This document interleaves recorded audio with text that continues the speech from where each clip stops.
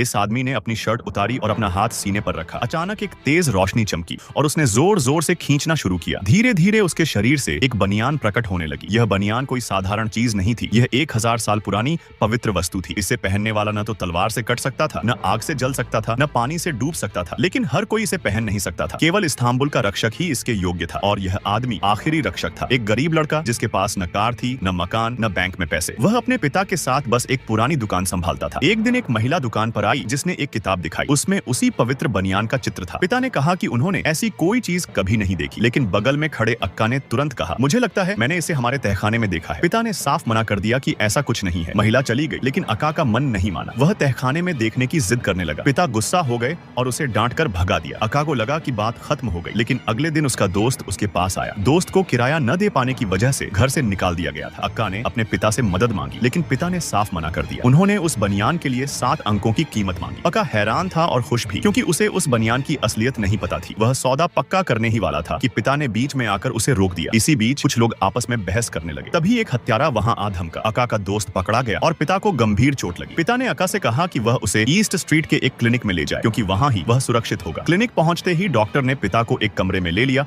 और अक्का को बाहर इंतजार करने को कहा। अक्का को कुछ समझ नहीं आ रहा था। वह बार बार सवाल पूछ रहा था। यह भी नहीं देखा कि सामने वाला उसका नाम जानता था। एक महिला जो वहां थी उसकी हरकतों से तंग आ चुकी थी। आखिरकार उसने अक्का को एक गुप्त रास्ते से ले जाकर दिखाया। वहां उसने देखा कि डॉक्टर उसके पिता के शरीर से गोली निकाल रहा था, लेकिन पिता ने बहुत खून खो दिया था और वह अब और नहीं टिक पा रहे थे। अक्का ने एम्बुलेंस बुलाने की कोशिश की, लेकिन डॉक्टर ने उसे रोक दिया। तब डॉक्टर ने अक्का को सच्चाई बताई। वह बूढ़ा आदमी उसका असली पिता नहीं था। वे दोनों एक लॉयल्टी गैंग नाम के संगठन से थे, जिसका मकसद अक्का की रक्षा करना था। अक्का का असली काम था इस्तांबुल की रक्षा करना और अमर लोगों को खत्म करना। अक्का को यह सब पागलपन लगा। वह चिल्लाया कि ये लोग पागल हैं। डॉक्टर ने उसे वह बनियान दी और कहा कि इसे पहनो, सब समझ आ जाएगा। अक्का ने जैसे ही बनियान पहनी, कुछ मिनट बाद वह जोर जोर से हिलने लगी। अचानक वह पिघलने लगी और उसके सीने में समा गई। पलक झपकते ही वह एक खास निशान में बदल गई। अक्का हैरान होकर अपने सीने को छूने लगा। विश्वास नहीं कर पा रहा था कि यह सब सच है। तभी सामने खड़ी महिला ने पिस्तौल निकाली और अक्का पर गोली चला दी, लेकिन अक्का को खरोंच तक नहीं आई। उसके शरीर ने गोली को न सिर्फ रोका, बल्कि उसे झपटा कर दिया। महिला ने बताया कि वह इस्तांबुल का रक्षक है। वह बनियान उसकी पवित्र वस्तु है जो उसे अभेद्य बनाती है। अक्का यह सब स्वीकार नहीं कर पाया। वह मौका देखकर भाग गया और अपने घर की ओर दौड़ा, लेकिन घर पहुंचने से पहले उसने देखा कि नीचे कुछ संदिग्ध लोग जमा थे। वह चुपके से पड़ोसी के घर गया। वहां उसे पता चला कि जब से वह बनियान लेकर गया था, कुछ लोग उसकी तलाश में दुकान पर आए थे। अक्का अपने पुराने घर लौटा और अपनी सुरक्षा के लिए एक हथियार उठा लिया। और आगे क्या हुआ देखने के लिए कमेंट कर नेक्स्ट पार्ट और हाँ, चैनल को सब्सक्राइब करना ना भूलें।